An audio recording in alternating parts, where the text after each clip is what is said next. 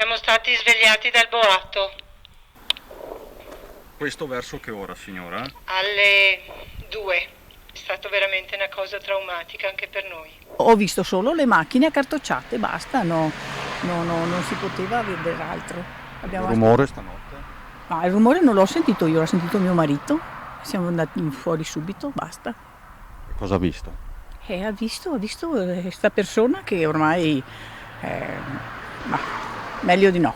Un vero e proprio boato nel cuore della notte, lungo la strada che congiunge il quartiere di Santa Bona a Treviso alla vicina Merlengo di Ponzano. Un boato con due vetture che si scontrano frontalmente, da una parte una Porsche, dall'altra un Alfa Romeo.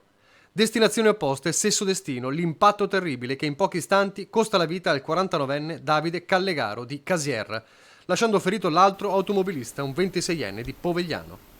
Sono da poco passate le 2 in via Colombera, quando medici e infermieri del SUEM 118 intervengono sul posto, cercano di fare il possibile per salvare la vita al 49enne, ma è troppo tardi.